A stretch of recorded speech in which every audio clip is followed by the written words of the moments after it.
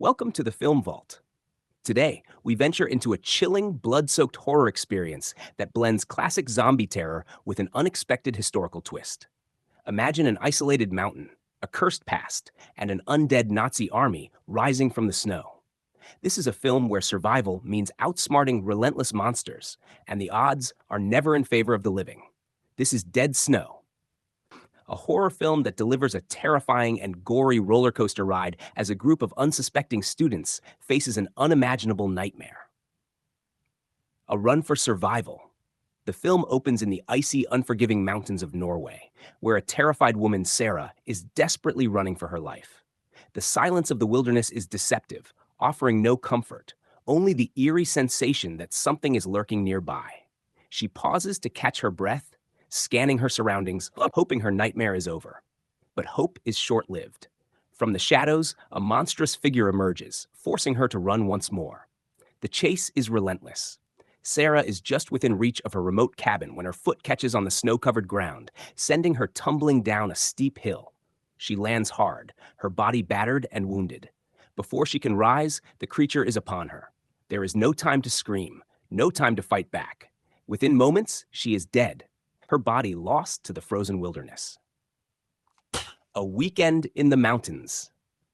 Oblivious to the horrors that have unfolded, a group of medical students arrives in the mountains, ready for a relaxing Easter vacation. Among them is Vegard, Sarah's boyfriend, who assumes she is still on her skiing trip and will be meeting them soon. The group quickly settles into their cozy, isolated cabin. While the lack of phone signal is frustrating, they make the best of their situation, embracing the snowy landscape with laughter, games, and reckless fun. They slide down the slopes, engage in snowball fights, and drink the night away, relishing their break from reality. But reality is about to take a dark turn. That night, as Liv steps outside to use the outdoor privy, she notices something moving between the trees. A strange figure, barely visible, watching. She hurries back inside, unnerved, but the group laughs off her fear, dismissing it as paranoia or the presence of an animal. Just as they relax, there is a knock at the door. The Wanderer's Warning, a mysterious old man, rugged and weary from travel, stands at the entrance. He asks for coffee, and the group, though wary, allows him inside. After warming his hands, he begins to tell them a story, one that sends chills through the room. During World War II, a battalion of Nazi soldiers, led by the ruthless Colonel Herzog, occupied these very mountains. Their purpose was to cut off supply lines between the UK and Russia, but their reign of terror became far worse. For 3 years, they abused and tortured the locals, taking whatever they wanted, hoarding gold, and leaving a path of devastation. But as the war neared its end, the villagers fought back. They launched a surprise attack on the Nazis, killing most of them. Herzog and a handful of survivors fled into the mountains, carrying their stolen treasures with them. They were never seen again. The locals assumed they froze to death, but legends tell a different story. One of an evil presence that still lingers in the mountains, one that should not be disturbed. The group laughs, treating the tale as nothing more than drunken folklore. Roy, the group's resident loudmouth, mocks the old man, but the wanderer quickly silences him by grabbing him by the neck, his voice dropping into a cold whisper. You don't know the horrors that lurk in these mountains, he warns before leaving, disappearing into the night. The horror begins. That night, Vegard is startled awake by strange noises in the cabin. He sees a shadowy figure hiding something beneath the floorboards. Believing it to be Sarah, he rushes outside, calling her name. What he sees instead chills him to his core. Sarah, her face pale and lifeless, her mouth and nose oozing blood. Then he wakes up. A nightmare. But outside, the real nightmare is just beginning. Miles away, the wanderer sits inside his tent, enjoying a meal. The quiet of the night is shattered by an unnatural sound. He steps outside, gun in hand, scanning the darkness with his flashlight. Nothing. Then, out of nowhere, a monstrous figure emerges, slashing his throat with terrifying precision. He stumbles back into his tent, gasping for air, but the creature follows, finishing the job. His lifeless body collapses in a pool of blood. A sinister discovery. The next morning, Vegard decides to search for Sarah. With a growing sense of dread, he hops onto his snowmobile, telling the others to get help if he doesn't return by the next day. As he ventures deeper into the wilderness, he spots a tent in the distance. Hoping for answers, he investigates. Inside, he finds a horrific sight: the wanderer's mutilated body, his intestines and spilled onto the snow. Bloody footprints lead away from the tent, and Vigard follows them, desperate for answers.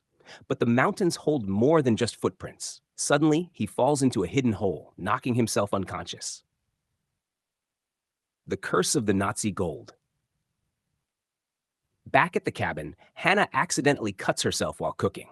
Martin recoils at the sight of blood, much to the amusement of his friends, who wonder how he'll ever survive medical school.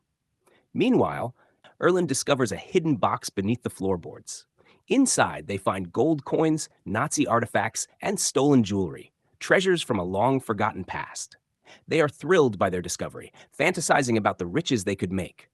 But in taking what doesn't belong to them, they have awakened something truly evil. That night, the students drink and celebrate, unaware that death is creeping closer. The first attack. Outside, Chris heads to the privy, unaware of the shadowy figure watching her. The floor beneath her suddenly collapses, sending her plummeting into a pit of filth. As she struggles to escape, the monster closes in, grabbing her and dragging her away. By the time Hannah turns off the music and steps outside, Chris is gone. Panic sets in. Moments later, Hannah sees Chris again, except it's not really her. It's her severed head, held up like a gruesome trophy by a monstrous figure outside the window. The horror has begun. The Nazi undead. As the group scrambles to barricade the cabin, more creatures emerge from the darkness. These aren't just monsters, they are the long-dead Nazi soldiers. Undead warriors, still serving their ruthless commander. One by one, they launch their assault, tearing through doors and windows, showing no mercy. A brutal battle unfolds. Blood is spilled. Friends are slaughtered. Survival becomes a desperate, fleeting hope.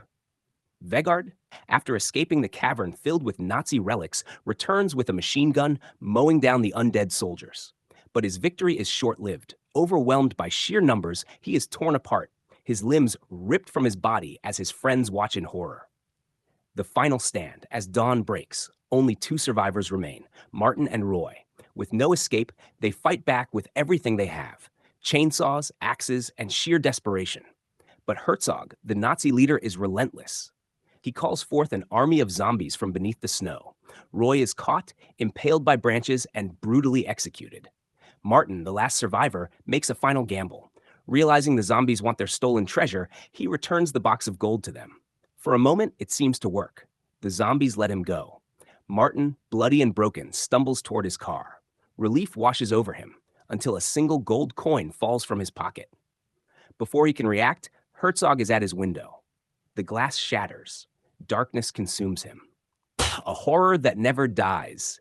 Dead Snow is a relentless, blood-soaked horror film that reminds us some evils refuse to stay buried. Make sure to subscribe and turn on notifications for more epic movie recaps. Thanks for watching.